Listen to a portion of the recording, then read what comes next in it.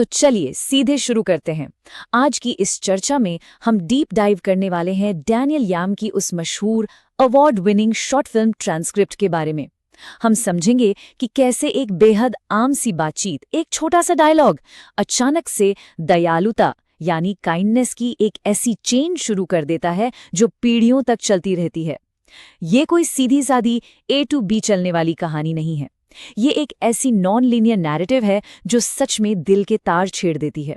कहानी बिल्कुल बीच से शुरू होती है, एक ऐसी स्थिति जिससे हम में से लगभग हर कोई कभी न कभी गुजर चुका है।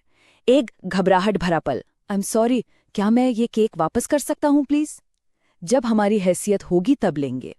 सोचकर देखिए इस कश्मकश को, पैसे न होने की चिंता और एक आम परिवार का वो तनाव। यही वो बिंदु है जहां से इस पूरी दिलचस्प चर्चा की नींव रखी जाती है।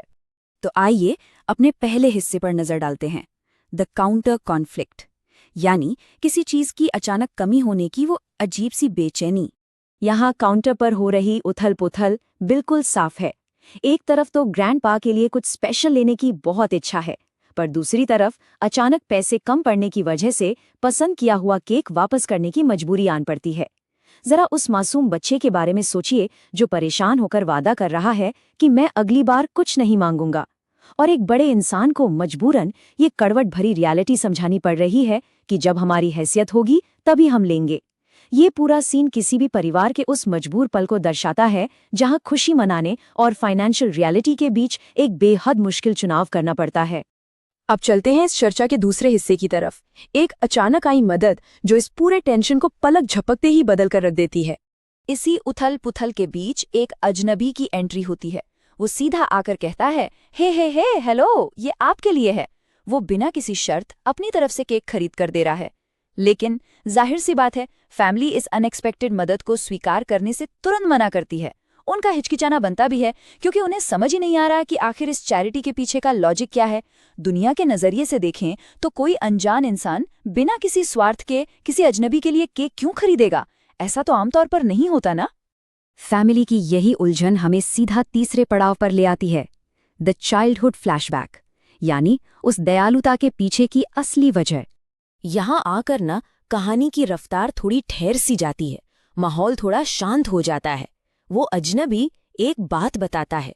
वो कहता है कि जब वो सिर्फ 7 साल का था तो उसकी माँ काउंटर पर उसके लिए एक बर्थडे केक खरीदना चाहती थी, लेकिन उनके पास पैसे ही नहीं थे। ये एक बेहद पर्सनल और पुराना किस्सा है, पर जैसे ही ये किस्सा सामने आता है, ये वर्तमान स्थिति को देखने का पूरा नजरिया ही बदल देता है। अचानक से उस अजनबी के इस एक्ट का असली मकसद सबको समझ आने लगता है। अगर इन दोनों सिचुएशंस को हम एक साथ रखकर देखें तो एक बहुत ही शानदार रिपीटिंग साइकिल उभर कर आती है। एक तरफ आज का समय है जहां एक फैमिली काउंटर पर खड़ी स्ट्रगल कर रही है और एक बच्चा कुछ और न मांगने का वादा कर रहा है, और दूसरी तरफ दशकों पुरानी वो घटना जहां एक 7 साल का बच्चा और उसकी माँ ठीक उसी तरह काउंटर पर बेबस खड़े थे। ये दोनों कहानियां एकदम मिरर इमेज जैसी हैं, बस उनका वक्त अलग है। और यहाँ सबसे दिलचस्प बात एक नाम में छुपी है, the man in the Q, यानी लाइन में खड़ा एक आदमी। ये एक ऐसे अनजान फरिश्ते के लिए इस्तेमाल हुआ है जो ठीक तब आगे आता है जब कोई दूसरा शख्स बेबस महसूस कर रहा हो। वो मदद करता है पर बदले में बिल्कुल कुछ नहीं मांगता। दरअसल यही वो असली हीरो था जिसने दशकों पहले उस 7 साल के बच्चे के लिए केक खरीदा था। एक ऐसा हीरो जिसे वो बच्चा जिंदगी में कभी मुड़कर थैंक यू तक नहीं बोल पाया। क्योंकि ये सोर्स मटेरियल पास्ट और प्रेजेंट में आगे पीछे झूल रहा है, आइए इस पूरे टाइम फ्रेम को थोड़ा सुलझा लेते हैं। देखिए कि ये काइंडनेस कैसे वक्त का सफर तय करती है। दशकों पहले एक बच्चा केक नहीं खरीद पाता। कुछ ही पल बाद लाइन में खड़ा आदमी उसकी मदद करता है और केक दिला देता है। फिर आता है आज का समय। वही बच्चा अब बड़ा हो चुका है और किसी दूसरी जरूरतमंद फैमिली के लिए आज केक खरीद रहा है। और आगे की उम्मीद यही है कि फ्यूचर में जिन्हें आज मदद मिली है वो किसी तीसरे की मदद करेंगे। ये एक एंडलेस साइकिल है। और यही साइकिल हमें हमारे आखिरी सेक्शन की तरफ ले जाती है, द एंडलेस रिपल, यानी भलाई की एक ऐसी लहर जो कभी रुकती नहीं। तो यहाँ सबसे ध्यान देने वाली बात यह है कि वो अजनबी फैमिली से पैसे वापस लेने से साफ मना कर देता है। जब फैमिली जिद करती है कि उन्हें पैसे लौटाने हैं और उसका कॉन्टैक्ट नंबर मांगती है, तो वो अपना असली नाम तक नहीं बताता। वो उनसे कहता है कि बस उसको उसके बचपन के हीरो के नाम से ही बुलाएं, the man in the Q. Basically वो इस आर्थिक मदद का बदला पैसों में नहीं चाहता, वो बदले में सिर्फ एक वादा मांगता है।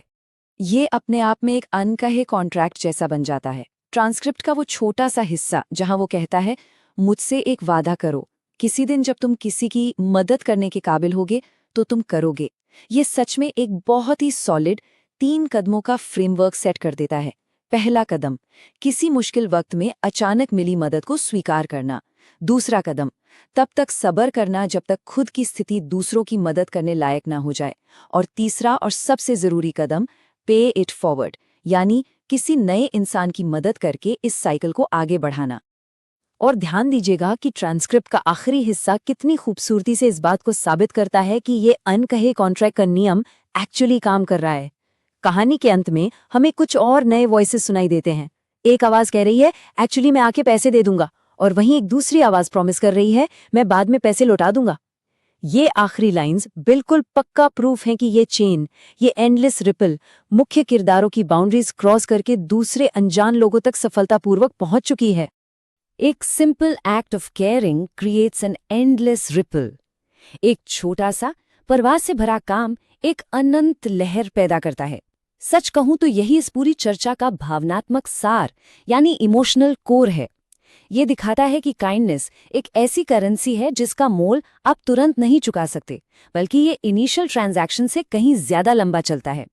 एक छोटी सी भलाई न जाने कब, कहां और कितने लोगों की जिंदगी को रोशन कर सकती है, इसका अंदाजा लगाना नामुमकिन है। तो इस विश्लेषण को खत्म करने से पहले आइए एक सेकंड रुकते हैं और इस आखिरी सवाल पर थोड़ा सोच विचार करते हैं। हमारी खुद की जिंदगी में वो लाइन में खड़ा आदमी आखिर कौन था? वो कौन था जिसने हमारी जिंदगी में ऐसी किसी भलाई की शुरुआत की? ऐसे न जाने कितने अनजान फरिश्ते, टीचर्स, दोस्त या अजनबी गुजरते हैं जिन्हें शायद हम शुक्रिया तक नहीं कह पाते, लेकिन उनकी वो एक छोटी सी परवाह आज हमें इस मुकाम तक पहुंचाने में सबसे बड़ा रोल प्ले करती है। उम्मीद है इस चर्चा ने आपके दिमाग में किसी पुरानी खूबसूरत याद को जरूर ताज़ा किया होगा। हमारे साथ इस डीप डाइव में शामिल